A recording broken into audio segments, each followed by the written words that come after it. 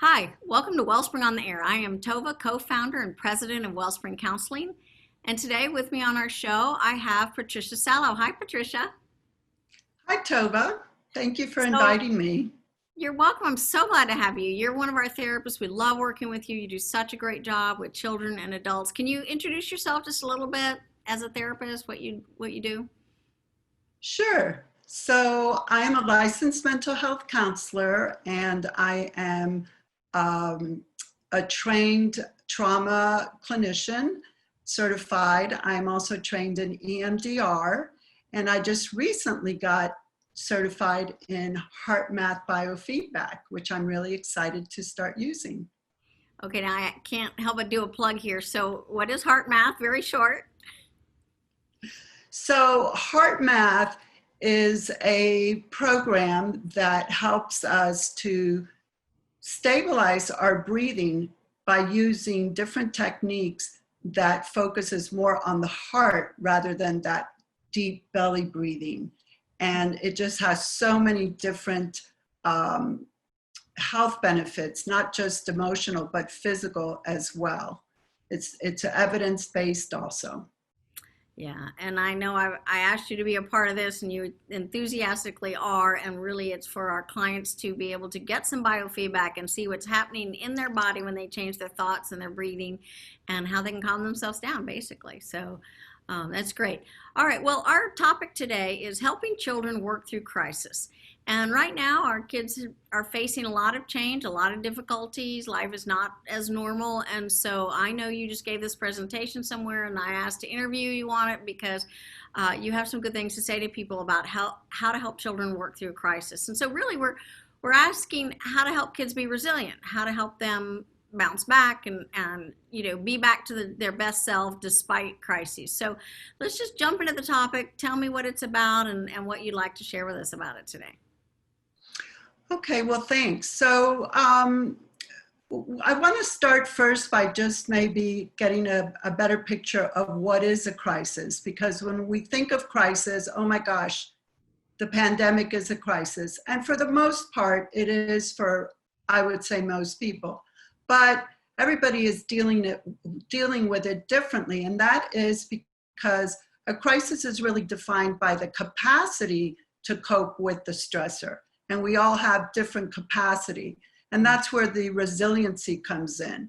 We want to help kids to be resilient. We want to help them be able to bounce back from a stressor, from a situation, by being that support system for them, by being that soft place for them to land. And hopefully today you will learn some different supporting ways that you can help kids in your life, whether it's your own children, or maybe you're a teacher or a caregiver or just a friend.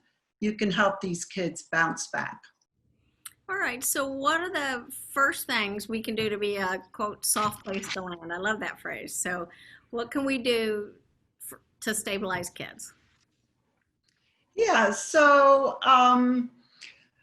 I like to use the American Red Cross term that they use, which is psychological first aid. And so when they talk about psychological first aid, they're mentioning a few things. The first one is just to offer them that assistance and emotional support. And anybody can do that. If you interact with children, you can be that source of support for them. Kids are observing you, they're very aware, and so you want to watch how you act more than what you say. What is the tone of your voice? Kids pick up more on what you're saying and your emotions than actually what you are doing. We also want to make sure that kids have their basic needs met, such as food and safety. Unfortunately, there are a lot of children that really rely on the school systems for a lot of their main meals during the school year. And so, you can't really function if you're hungry. So, are these kids getting fed? Are they safe at home? Is there domestic violence going on? It has increased during the pandemic, where actually reports of child abuse have dropped because most reports are reported by teachers or community leaders or churches. And if the kids are not going to those places, they can't do the reports. So we want to ask them in a very general way, how are you doing?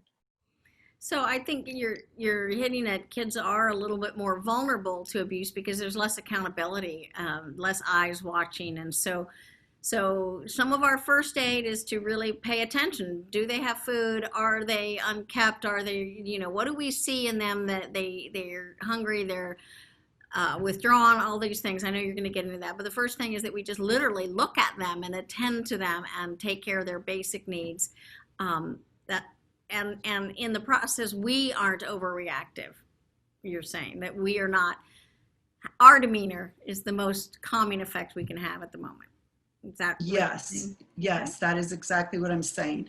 And then also part of that first aid is to be a good listener and to give them also a realistic reassurance. Don't reassure them with things that you really can't promise them. Give them. Your promises have to be true. Absolutely. And also accurate. They have to be accurate and timely information.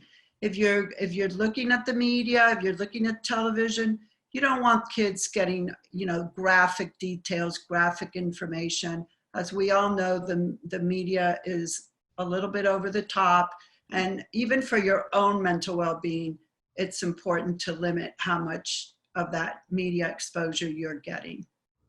So timely information that we want to give them and that is accurate. And sometimes I think we forget that kids, the information they need is actually very immediate.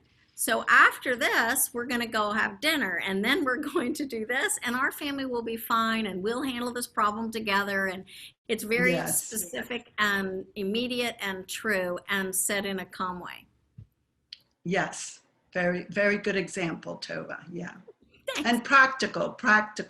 Mm-hmm. You want to be practical, not things that kids can't really relate to. Mm-hmm. So what are some of the common stress reactions for children? Yeah, so they vary depending on the age. Younger kids will probably regress to more early stages in their development. But for the most part, you're going to see a lot of maybe some changes in their appetite. They either start eating more or less. They are exhibiting fears of anxiety. Fears or anxiety. There may be school anxiety, not wanting to leave mom and dad. That's separation anxiety. And also even, academic performance may suffer. Concentration is not what it used to be. And we have to remember that these are reactions that seem like they're not normal, but they're actually normal in an abnormal situation. So normal to regress under stress for a child, like they were potty trained, now they're not. They were learning their math timetables, but now they've kind of forgotten them. And it's normal to be more fearful or afraid to be apart from our parents if, hurricanes or bad things could be happening, right? So yes. We're not saying that our kids aren't normal when they have distress. We're just saying they're under stress. Exactly. This is the way they deal with the stress. And actually, among some other ones, such as sadness, depression, there's also the children who may not show any reaction. And those kids are probably doing that because they're afraid to show a reaction. They're afraid that may affect their parent, that it's going to make it worse for their parent. They're trying to protect their parent. So don't even think that if, my kid is doing great, you might want to, just ask them some questions to really, maybe flesh it out of them that they're just maybe afraid to say something. Well, if the parents, back to you being, the first aid is to stay calm. If you have parents who aren't calm, the last thing you want to do is make them more upset, because now the only person I have to depend on is not stable. So I don't want to make them more unstable. So the kids will actually be stronger than they are in order to not rock the boat or not make dad mad or not make mom afraid, or so kids will take that on. So sometimes these kids who are not doing well are actually just holding it together by string to keep it going. Right.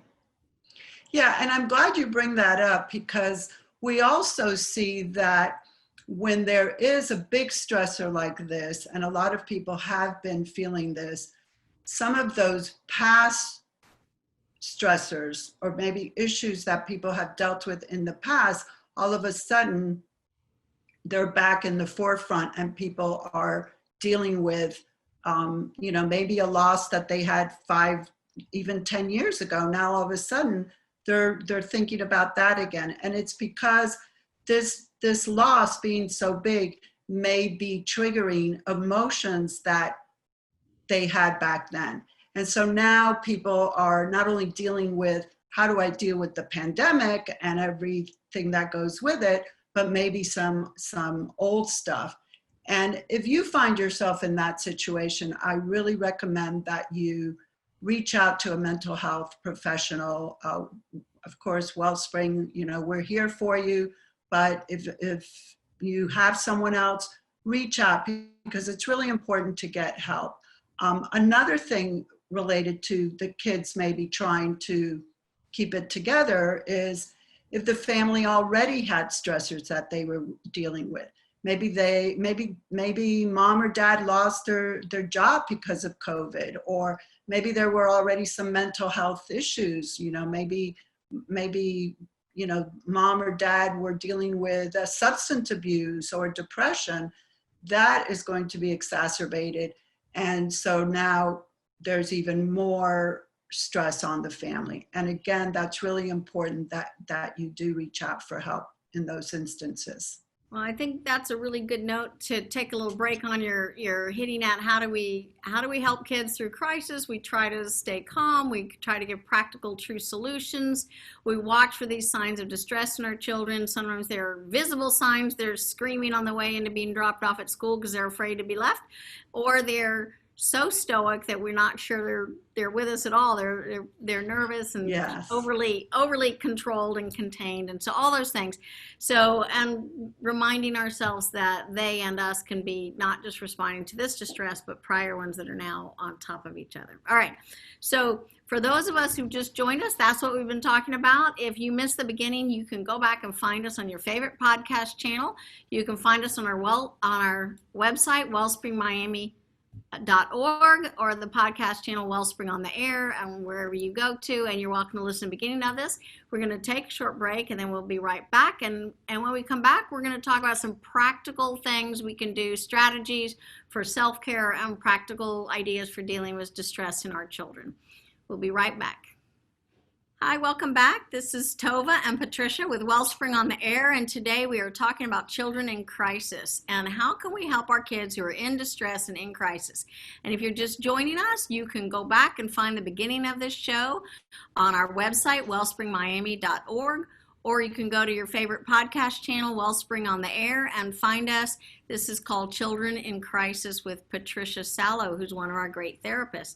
And so, Patricia, we were talking about ways to notice that kids are in distress, and I know you mentioned several of those, but I think you had a couple more. So let's just pick back up on the ones you've said so far, and then maybe a couple more, and then we'll move on from there with some practical things we can do to help our kids deal with stress. Yeah, okay. So as I was mentioning earlier, some kids may exhibit anxiety, fear, have those sleep problems or changes in appetite. And then you also might see kids that will be feeling angry, showing anger and irritability, maybe even distrust in general, the sadness, the depression that comes with there's a lot of losses that are being felt today.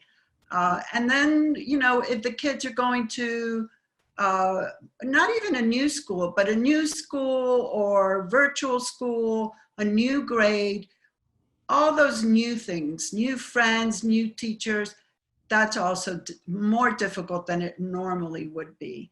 And then also some kids might have physical symptoms like stomach aches, headaches, might be feeling tired.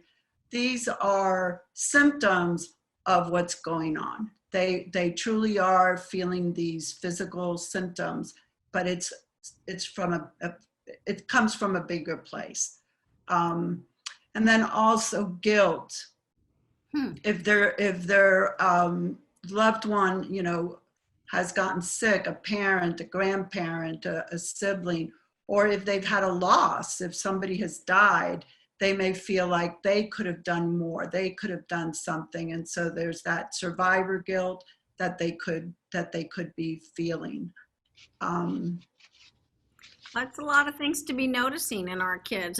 I do think as school started and one of our offices that I'm at is got a school here, and I heard a child screaming coming into school. And it was so affecting, whether that's just I didn't get my way, but probably it's just the bigger picture of it's new, it's different. I like the security of being with mom and dad all day or whatever that is. And so again, you're saying kids may seem depressed, but they may just have stomach aches. And so we think, oh, what did they eat this morning? But maybe it's not what they ate. Maybe it's emotional distress, change, too much, headaches, all those other things that we can see with kids who are in distress. Well, what do we do to help support them? Give us all lots of practical applications. Yeah. So first, I just want to start with Galatians 6:2. And that is, carry each other's burdens, and in this way you will fulfill the law of Christ. So we're being called to really be there for each other, not just as adults or for each other as adults, but also children. And also Scripture says, train your child. So you want to teach your children how to be resilient. You want to give them the tools that, even though we want to protect them from any pain, if you allow them to express themselves, that's actually going to help them more in the long run, because then they know that they can feel it, they can go through it, and they're going to be okay. So to start, we want to give them positive information. We want to present hope to them. If there's positive things coming out in the news, you can share those. Not that you have to cover up maybe some of the not so positive things, but you don't want to emphasize those. I would suggest not really giving an assessment on the government response or the health experts' response unless they look for it, because you don't want to, maybe the older children, or the racial tensions that's also intertwined in all of this. You want to have in maybe a rational conversation with them if they're old enough to do that. But it doesn't help to get all riled up about it. It's not going to really give them any kind of a sense of safety or security. And have reason. It says the world isn't safe or government can't be trusted, and they don't know how to differentiate this one from that one. And so it just basically creates a sense of I'm not safe, or I don't know who's trustworthy, which authorities I should listen to. So it creates unrest for the kids, a lack of security. Exactly. And one of the things that we want to offer them is safety, emotional safety. And I also mentioned that distrust is actually one of the reactions to the stress. So you don't want to reinforce that by putting all this uncertainty out there. Again, you want to be reasonable and not cover up the facts, but it also has to be right for the age of the child. So you want to celebrate positive contributions, either positive contributions that you hear about or that they are making, or maybe as a family that you're coming together and doing. We need a lot of positivity these days, and so I would really encourage you to give those to your children. I love that because we adults kind of need it too. So if we can remember to be giving this to our kids, it's good for us in the process to remember the good and have to focus on it and draw attention to it because frankly, we all need this. That's true. That's true. The other support you can give them is ask the child, what is their concern? Because then you're really caring about their situation rather than just kind of generalizing and saying, oh, everything is going to be okay. That doesn't come across as very genuine because they're probably thinking, how do they know everything's going to be okay? They don't know what I'm going through.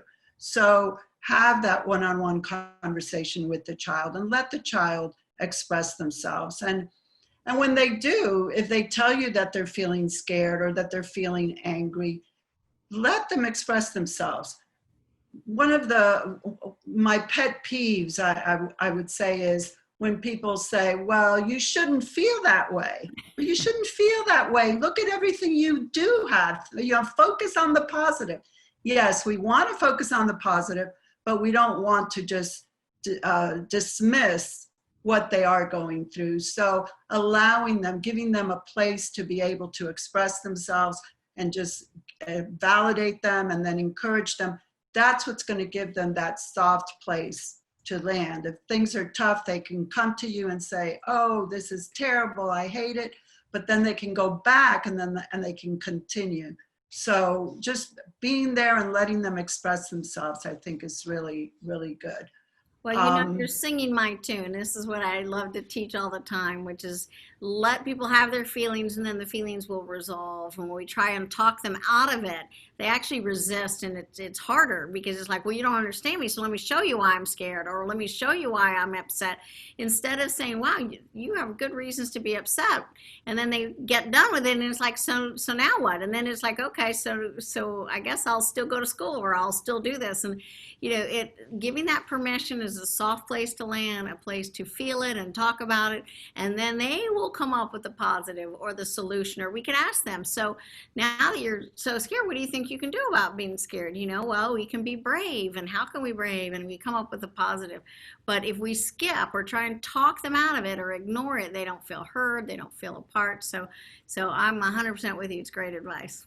And then they're not going to go back to you, because if they went to you trying to express themselves and you pretty much shut them down, they're not going to see you as a safe person. Right. And if there's nobody else that they see, then they have nowhere to trouble. Go. Yeah. And I like what you said about asking them, okay, well, what can you do? Because that's actually also one of the coping skills that we want to teach them. For example, with the pandemic, with COVID, what can the young kids do? You want them to wash their hands. Okay, so they need to wash their hands, but maybe they can, instead of you telling them how to wash their hands, well, you want them to wash their hands for 20 seconds, so sing the ABC. Well, maybe they want to sing a different song. So let them sing a different song. Give them some empowerment Voices. In that. Yeah. And for the older kids, maybe there's a way that they could help a neighbor or a relative, ask them what they could do. Some healthy distractions also are, maybe reading, exercise. I know a lot of people have bought puzzles and have really gotten into the puzzle craze, and playing video games. This is a good time. It's an okay time to play video games. Expressing their feelings is good too, through music, through art. And also, having appropriate humor. Humor is really important in getting through tough times. Yeah, we can So, reward our kids with an extra dessert for whoever has the best joke of the day or something. Well, Patricia, we're running a little bit short on our time. I know you wanted to say something about self-care. What was it? Was there a piece on that you wanted to comment on? yeah, so I just think it's really important. There's that saying, you can't give from an empty cup.